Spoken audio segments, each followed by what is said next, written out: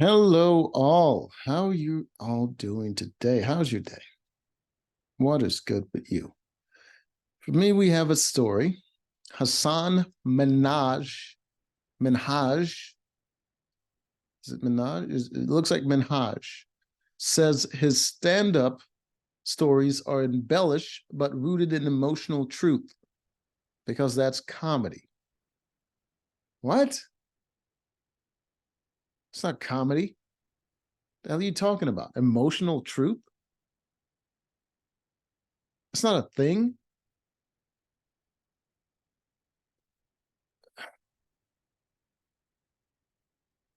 Anyways, I mean, I don't know. Hassan Minhaj, I don't think is funny personally. I try to watch one of his stand-up specials, and it was like I felt like I was being punched in the phallus by boredom. It was painful and very uncomfortable and suggestive of something that I should enjoy, but I didn't. So I enjoy comedy, but I don't know what the hell that was. It was like listening to a motivational speaker with practiced charisma rather than natural charisma. It wasn't fun. So I didn't finish. So, but he could be funny. He could be. I don't know. Hasan Minhaj isn't shy about stretching the truth to nail a joke.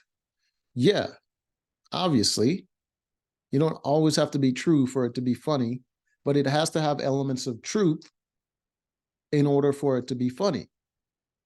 If it's just completely ridiculous, it's not really that funny. People are more confused and maybe intrigued. Comedian, former Patriot Act host. He had his own show. That doesn't sound like it lasted very long. Minhaj told the New Yorker that stories he tells in stand-up comedy are embellished but rooted in emotional truth. Yeah, that sounds like nonsense. I use the tools of stand-up comedy, hyperbole, changing names and locations, and compressing timelines to tell entertaining stories. Entertaining stories and comedy, not the same thing. Entertaining stories, not necessarily funny. That's inherent to the art form. Doesn't sound like it. Because what it sounds like, because from what I've seen of his comedy and what he's saying right here, I can only assume that he's not funny. Because comedy is completely different from writing a story. I'm a writer and I did stand-up comedy. With comedy, you have setup, punchline. You have the setup and the punchline going right after each other because the comedy has to kind of be immediate because you have the audience right in front of you and you want to hit those notes right away because you're only targeting one specific thing, which is humor and laughter, basically. So you have to hit those notes at a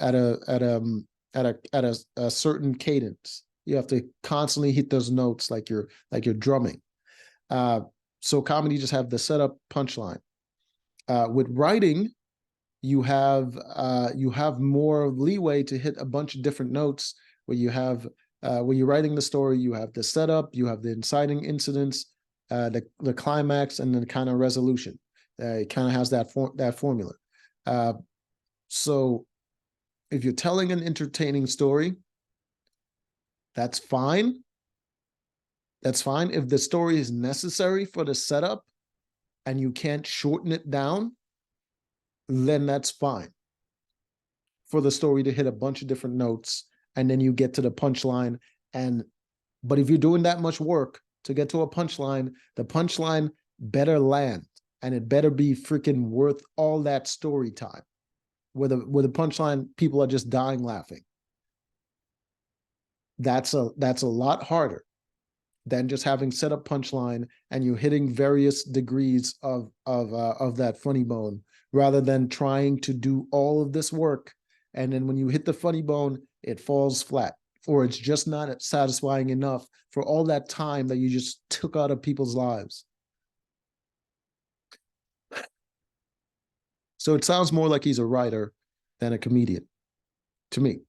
And I've met many people like that in the comedy scene, where they are telling stories from their life or embellish stories, and they get to the end and people aren't really laughing and they're just staring at them, and they force themselves to rush a punchline and it doesn't land because they did all of this work on the storytelling aspect and none on the joke writing aspect.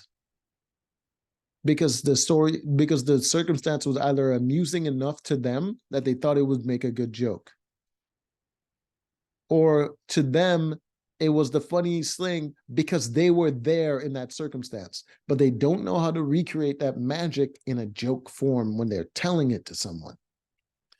You wouldn't go to a haunted house and say, why are these people lying to me? The point is the ride, stand up is the same. Yes, but it sounds like you're not funny. And that's the problem. If you were funny, I doubt people would be like, oh, okay, well, this doesn't sound believable. I was laughing very hard, but it's not, it's not clicking for me. It doesn't make sense. Like, that doesn't happen. A representative for the comic didn't respond immediately to the Times request for comment. In Minhaj 2022 special, The King's Jester, he told a story about being handed fan mail by his building's doorman. Okay. Building's doorman collects his mail. He opened one of the letters. He said, and all this white powder falls into the stroller he was pushing. Why would you be opening mail while pushing a stroller? Onto his daughter's shoulders and neck and cheeks. This is a weird story. Is this a setup for a joke? What's the joke? In the special, he said he panicked that the powder was anthrax. Was this before he was famous? Told his wife what had happened, and they raced to the emergency room. Where's the joke? This is very long. Hours later, a nurse arrives with his daughter and an investigator who told him he was very lucky because the powder was nothing, but the man wanted to know who exactly had Minhaj been antagonizing. Cue laughter because Minhaj's answer was everybody.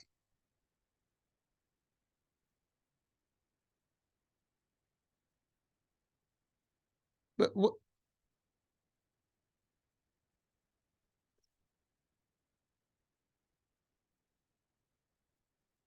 the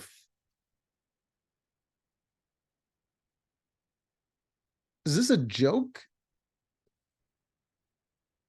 I don't even see how that could even be funny. In the story, you hit a bunch of emotional notes that is far away from laughing. You endanger a child in this story, which is going to hit a very sympathetic note in people, and they're going to worry for what's going to happen to this child. And then you bring them into this situation where they're emotionally connected to the outcome, and then the end is a joke. That's how people get punched in the face. Like, are you insane? Who told this man how to write jokes? Later, back at their house, his anecdote continued. His wife accused him of putting clout above their kids. Yes, kids, plural. She was informing them that she was pregnant and allowing a callback to an earlier joke about their doctor. You get to say whatever you want on stage, and we have to live with the consequences. I don't give an S that Time Magazine thinks you're an influencer. If you ever put my kids in danger again, I will leave you in a second, Minhaj quoted his wife saying. Is he like promoting himself during his bits? I don't understand this. He represented the situation as a reckoning, then continued the bit saying, I don't want to be the Tupac of comedy. I'm trying to live to see these retweets. If anything, I want to be the Puffy of comedy. I want to live while more talented people die around me. Punchline delivered. Are they making fun of him? Because this isn't funny. Even the punchline is long-winded. The story is long-winded and the punchline is long-winded. This man just loved the sound of his own voice.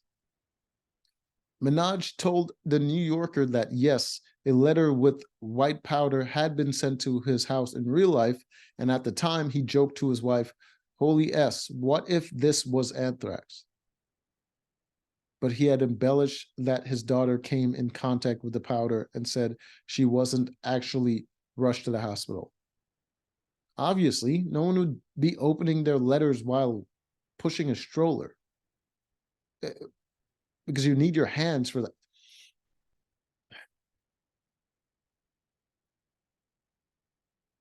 Every,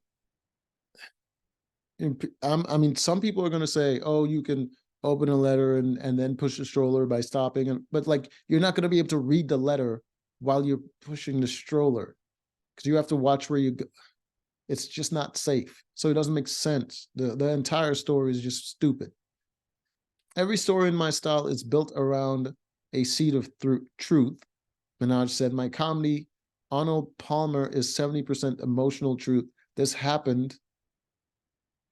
And then 30% hyperbole, exaggeration, fiction. Most of the story was exaggerated. The only part that was real was the letter. What? Stephen Rosenfeld, founding director and teacher at American Comedy Institute and author of Mastering Stand-Up, detailed the art of transforming stories into comedy gold for Writer's Digest. Funny stories that comedians perform in clubs are called anecdotal stand-up. These stories can be based on real-life experiences or they can be made up. No shit. That's the same with any story. When regular storytellers tell a story, they may or may not be laughs along the way. Yes, as with his so-called jokes. Their story can succeed on the merits of its drama and suspense, which is not comedy, with or without laughter. But any form of stand-up that a club comedian employs, including anecdotal stand-up, comes with the challenge and necessity of serving up frequent laughs. Exactly as I said. And hey, that's why people go to the comedy clubs, to laugh. So you're trying to elicit a very specific emotion, which is why comedy has setup and punchline to simplify things, because you're targeting. You're not spraying and praying, you're targeting. In another anecdote, Minhaj used for laughs in The King's Gesture, he told the story of an FBI informant who infiltrated his family's mosque. Jesus Christ, this man is writing an entire movie instead of telling jokes. Brother Eric was a white man who claimed to be a convert to Islam, and Minhaj said Brother Eric attempted to coax the men at the mosque to talk about jihad. He joked that after telling Brother Eric he was pursuing his pilot's license, the cops showed up and slammed him onto the hood of his car. What's the joke?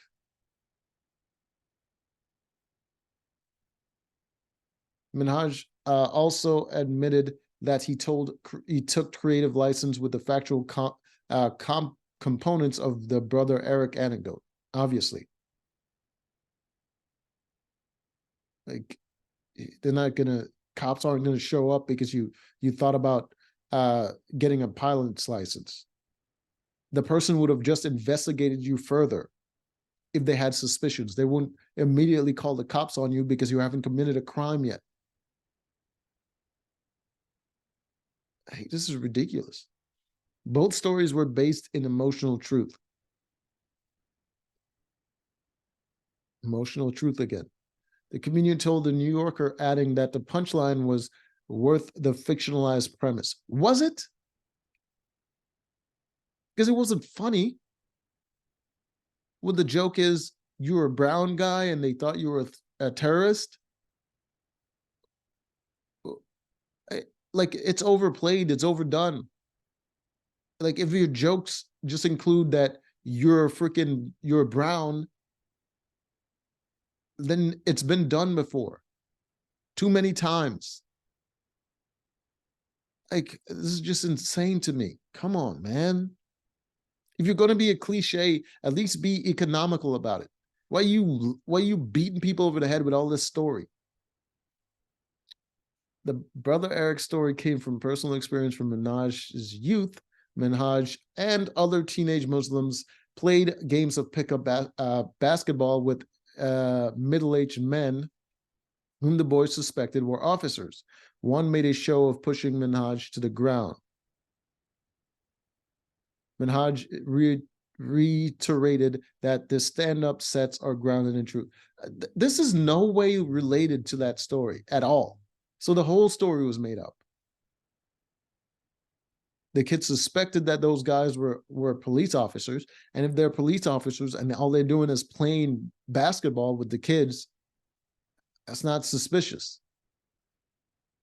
Minhaj reiterated the stand-up ground of truth, but the New Yorker pressed the comedian on his embellishments, asking him if he felt that he had manipulated his audience. No, I don't think I'm manipulating, he said. I think they are coming for the emotional roller coaster ride. Really?